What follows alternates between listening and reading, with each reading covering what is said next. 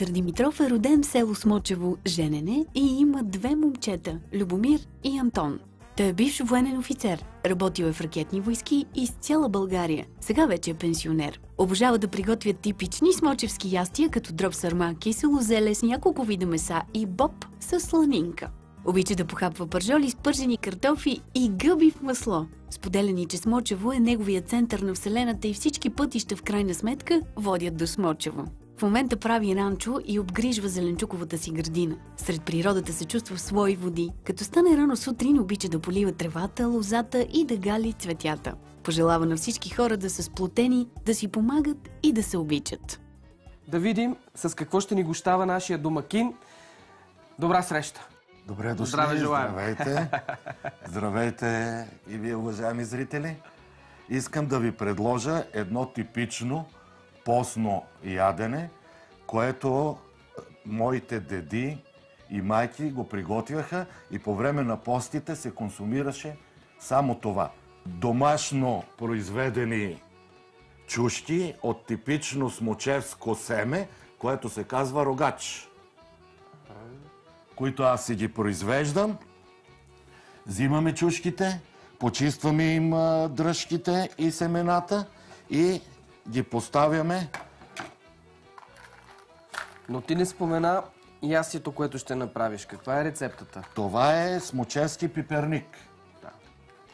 Да си Постен. знаем. Това са сушени домати, които се цепат и се изсушават на сянка през лятото и зимата почти във всички менюта присъстват. Така че... Искам да го видя. Сушени домати, имам слабост към него.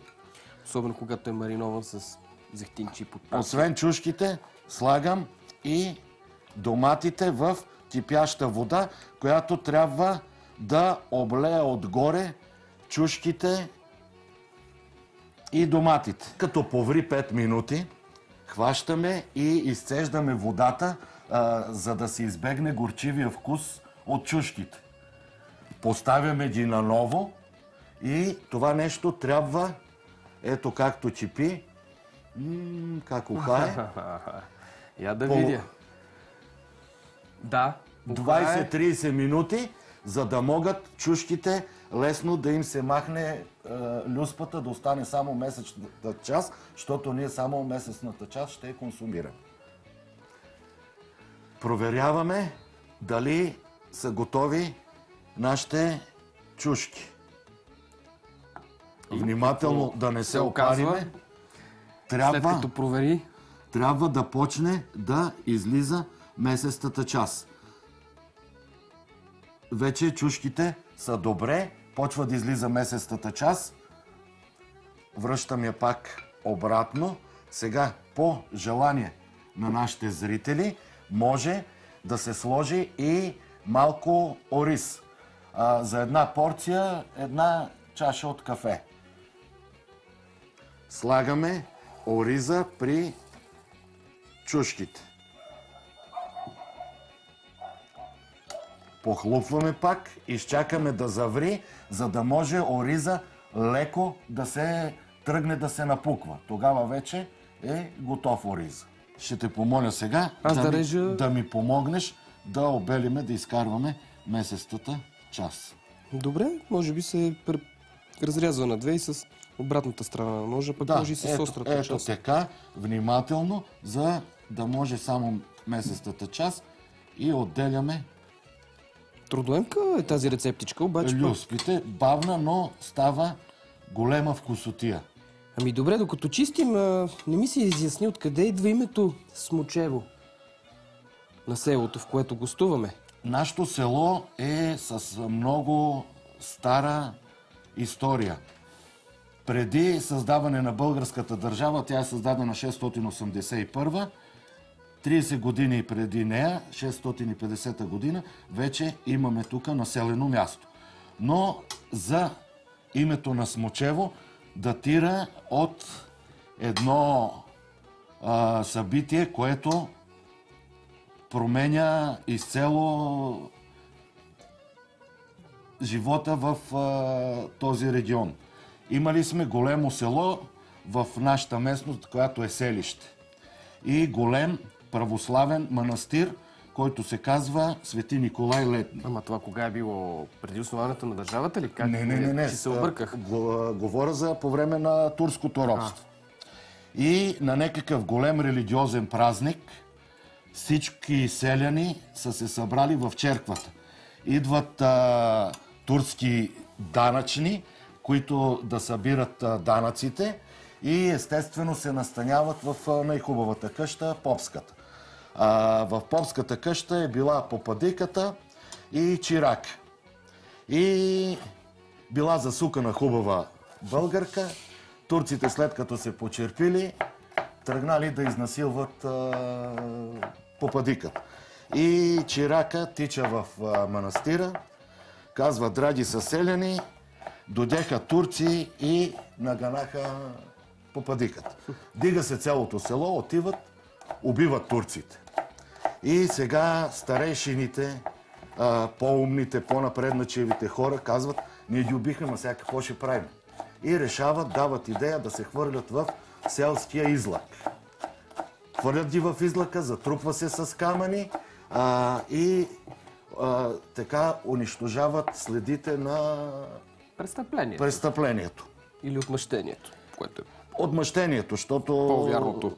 те са си заслужавали своята участ. Пък и са пиели в разрез с техните... Обаче пак старейшините казват: ние сега извършихме, скрихме ги, но те са изпратени от турската държава да събират данъци. Рано или късно ще ги потърсят. Месец, два, три, може би. И тогава предлагат да се изсели селото. Когато тръгват да се изселват, казвате: бе, къде ще ходиме сега да си направим село?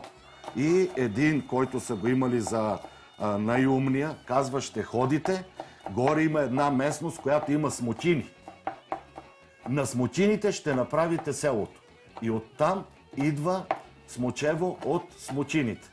Това е едната история. А другата история е свързана с Свети Иван Рилски.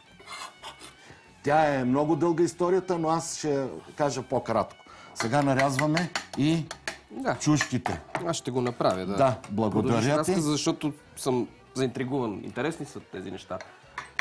Когато Свети Иван Рилски тръгва да бяга от Скарино, защото са го подгонили неговите съселяни, чорбаджията, дето е работил, му дава едно теле за предплата за това, което е работил. И той тръгва с него към Великата Рилска пустош. Но по пътя го настигат харамли и разбойници и бият го и му взимат телето и го заколват. Свети Иван Рилски вече си продължава за Рилския манастир. Те взимат месото и го слагат в дисазите. И Свети Иван ги е проклял месото да стане зми и смоци. И надолу на местността, дето беше кръста, спират се там разбойниците и един е казал: много сме гладни, дайте да седнем и да ядеме, носиме месо. Изпалят огън, изваждат месото и действително е станало зми и смоци. И оттам от смок смочево. А пък и тук има една традиция, че много се пие, много се смуче и насекъде ме познават от смочево, защото се смуче. Това са историите. Сега продължаваме нататък. Вече ти си ми помогнал. Накълцал си на дребно месото от чушките. Сега тръгваме да овкусяваме. Това може да се приготви така, а може и да сложиме от ориза, за да стане малко по-интересно. А пък и по-хранително, повече въглехидрати, така има в яденето. Минаваме към овкусяването. Слагаме сол. 1, 2, 3. При необходимост ще поставиме пак. Обязателно трябва захар, защото може да има люта чушка, а пък и захарта му дава по-хубав аромат за по-хубава спойка между оцета и чесновия лук. По принцип се прави и само с люти чушки, което е богато на витамин С и е хранително за пролетния период, защото се пости, а пък селската работа край няма и е много трудоемка. Така, сега сол, захар, оцет. Слагам пресен чесън, нарязан на дребно.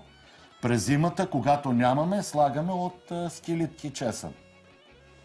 Ако е по-рано като сега и не сме си произвели.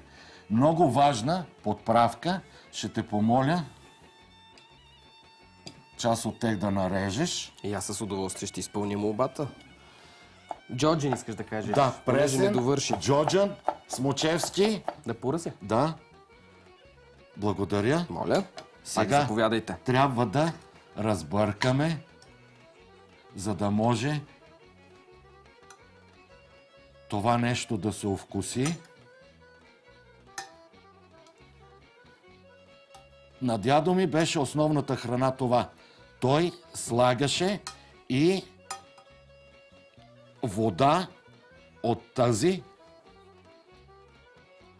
за да може да стане по-сочно и той с хлебче си топеше. Това пак по желание на нашите зрители, които ще го приготвят, да го направят, дали да бъде по-воднено, по-сухо. Аз съм убеден, че много вкусно, но за всеки случай само ще опитам.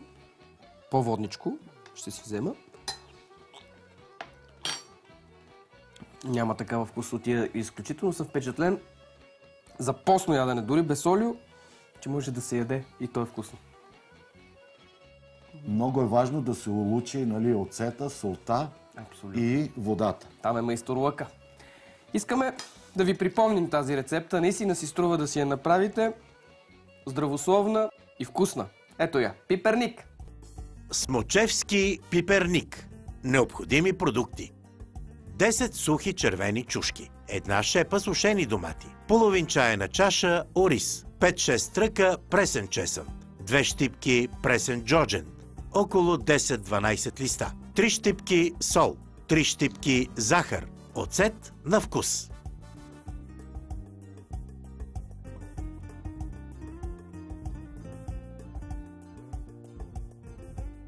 Начин на приготвяне: потапяме почистените от семената и дръжките сухи чушки във вряла вода. Добавяме сушените домати, задушаваме до омекване. Сипваме и ориза, варим около 20 минути или докато ориза се свари. Отсеждаме чушките и доматите, отделяме ориза. Премахваме люспите на чушките, нарязваме месестата им част. Към тях добавяме част от ориза и сушените домати. Поръсваме със сол, захар и оцет на вкус. Добавяме от наситнения пресен чесън и джоджен, разбъркваме. По желание може да добавим 1-2 супени лъжици от водата, в която са били варени ориза и чушките.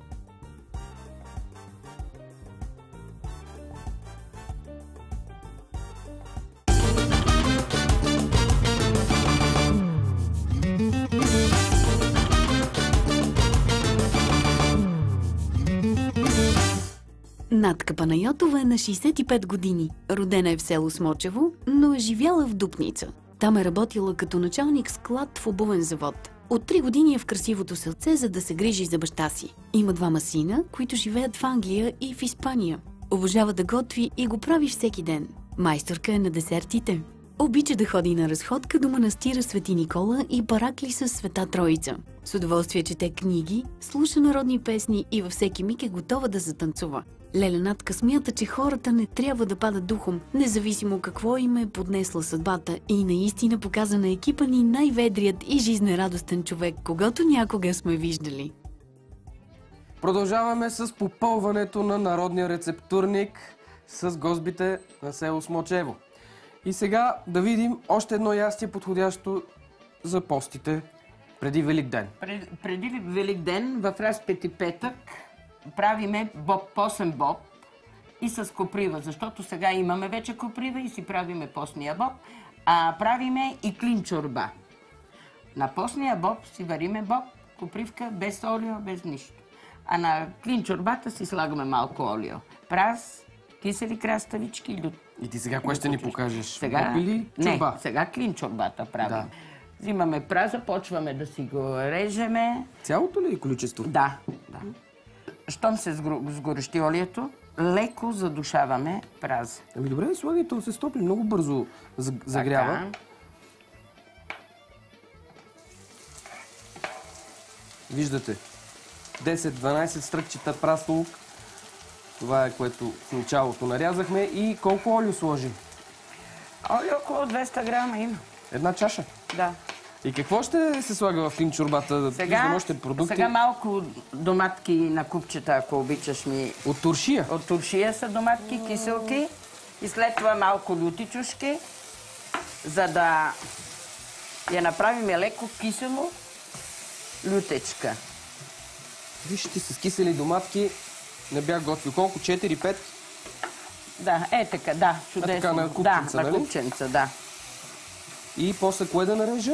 И после лютите чушки махаме им дръжчиците и на по 2-3 нарезваме ги, тех лекичко ги задушаваме и слагаме в топлата вода, солчицата и после, като заври фиденцето, а тия чушки леко ги запръжваме, да се запечат и като сронваме за малко аромат. Това ще стане голяма вкусотия. Така го правиме. Всеки слагаме по малко фиде. Така, с доматките съм готов. Да, доматките готови, слагаме ги и тех. И сега лютите чушки махаш и на 2-3 или? 2-3, да, Да и не тех. става много люто. И тех да не... Лютички са, не са чак толкова, ама и те са от туршия. Бомбончета. Да. Български, нали? Така Да, каза ние си обичаме героя на лютечко, Алеко. да. Така. Аз да сложа нещо в тигана. Така. И май е готово. Така. Ние тук в селото си имаме фолклорна група, която от 63-та година е основана. И нашите майки са участвали в различни фестивали. Сега ние поемаме техната щафета. Как е името на групата? Не, фолклорна група за автентични песни, село Смочево. Не сме си я кръстили. Трябва да има... Не сме си я кръстили, можеше. Славиите на Смочево, например. Виж да, как бе, звучи. Ето, чудесна кум. Готови сме за първото CD. Да. Първи албум. Да. Нали? Имаме нашите майки златни медали в Коприщица. И сега ти трябва водичка ли? Значи сега сме готови. Водичката тук трябва да е горещи. Ето. Да сложиме. Ето така. Гореща водичка. Тя е добре. Тя е от другата печка. Да. Така. Да включих да заври. Да. Сложи, дай да сложа аз малко солчица. И слагаме подправка малко чубрица. Така. Това го слагаме вече в... тя завре водичката. И как? Пълниме. Така, за да не ври. Значи може сега да сложиме и 2 топченца. Не, едничко фиде. Да не се получи много гъст. Ще стане италианско. Да. Клин чорба. Тогава ще стане като... Италианско, да. Спагетено, Да, както казват. такова. А тия чушки как да ги запечем? Как да ги запечем? Малко да... На печката зад нас. Нали? Трябва да се запече. Да, малко, за да аромат само да се добие. Така ще направя. Да. Еми добре, май сме готови. Остава още малко да Малко поври, да поври, да умекне да. всичко. Да. И подкиселяваме или с саламурата на лютите чушлета. Или оцет, Цет, кой с какво с каквото обича. разполага. Кой с какво обича, с Чубричка. това. Това е клин чорба. Подходяща и за пост, и за другите Да. дни в годината. Ами, радвам се, че споделихме тази рецепта. Можете сега да я видите. А ние ще продължим да предаваме нашите специални епизоди, посветени на местната кухня. И разбира се, трябва да ми покажеш как се пече агне. И агне, както казвате как вие. не? Пещ. С удоволствие Ще в се намери ли? пеща. Разбира се. Така че ни очаквайте Да. и в Ще следващата покажем. кулинарна И среща. не само да го покажем. И ще го опитаме. Ще може. Как не? Така че оставаме. От нас довиждане, вижте и последната за днес рецепта. Клин чорба. Необходими продукти: 10-12 стръка прас, 4-5 кисели зелени домати, 2-3 мариновани люти чушки, 1 снопче фиде, 2-3 сухи чушки, 200 мл олио, сол на вкус, чубрица на вкус, оцет на вкус.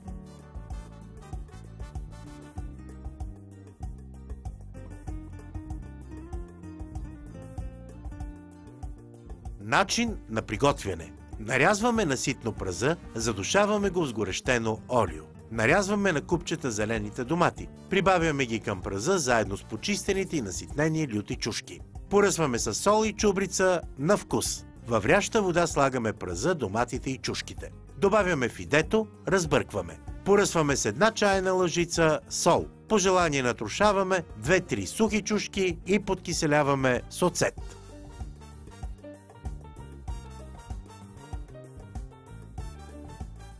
Богата е нашата кухня. Щастлив съм, че успях да добавя нови рецепти от богатата българска кулинарна съкровищница. И на финал искам да се разходим заедно из красивото село, за да го разгледаме. Весел ден и довиждане!